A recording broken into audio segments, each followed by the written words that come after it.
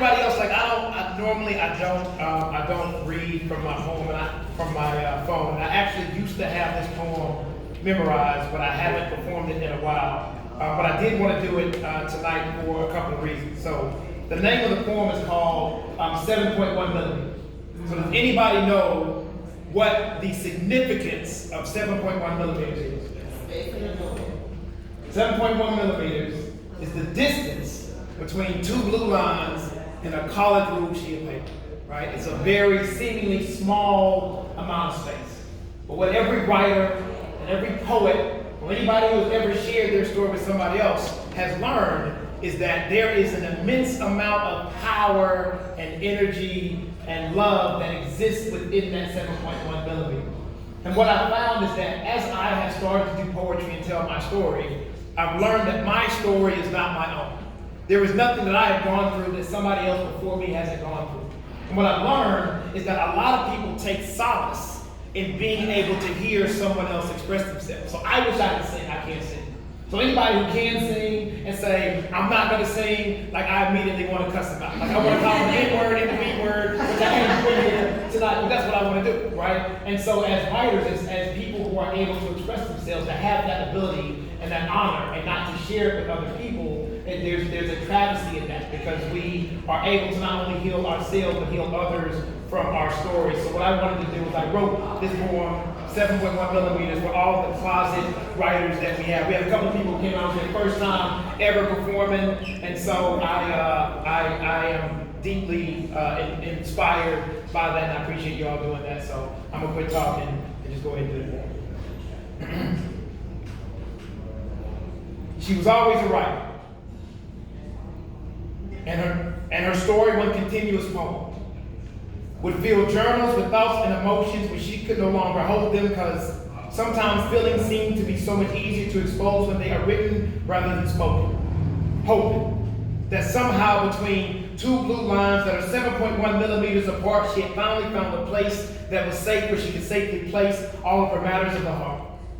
That within those 148 pages, her ways of sin and depth could be left right where she laid them and replaced them with days when her dreams were no longer late. And didn't seem so much like it would take a miracle in order to save her. Her borrowed sorrows and burdens were taken, not allowed to linger, because with coordinated stroke of hand and finger, she found her new safe havens where she laid them.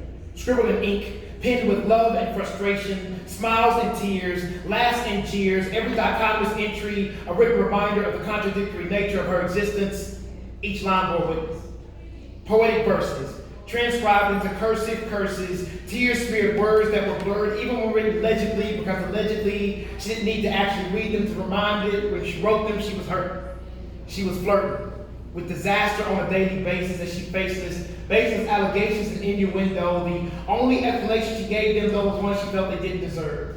She reserved her response for that 9/32 of an inch that in a pinch she knew would accept her truths, no matter how believable they were seen. The world was mean, but she could retreat to that comfort of her journal. They were a team. Together conquering the trials and tribulations of life and love, her pain and strife, her struggle will remain there forever until it seemed. That was until she heard the struggle of another on the verge of giving up on their dream. A plight that was eerily similar to her own. She heard the same hurt and pain in her tone, questioning if they should go on, and her heart was moved with the message that she wanted to let her know. She grabbed her journal with her thoughts were formed. She shared her storm. Her tsunami hurricane tornado that erupted on quaked earth that measured 7.1 but was measured and confined within the 9/32 of an inch line of a poem.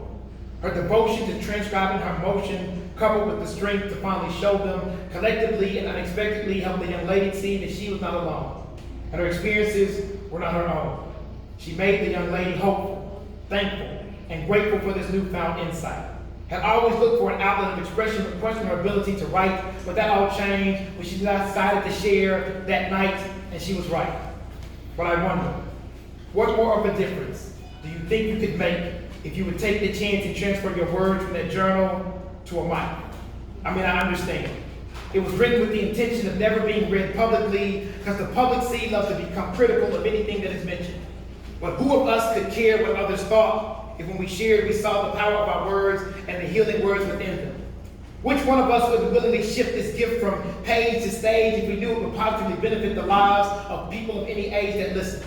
Tell me, who would not willingly withhold their ability if we knew that it would be able to immediately impact the lives of children? You are blessed with the gift, so give it to them. Open up your journal and give it to them. To the one who listens and to the reader. To the follower, your testimony will inspire you to become leaders.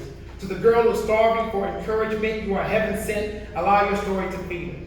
And even though you may never personally meet her, and don't know when the time you spend behind any given mic on a night will reach her, rest assured, the impact of your words will never occur if you keep them trapped in that 7.1 millimeter.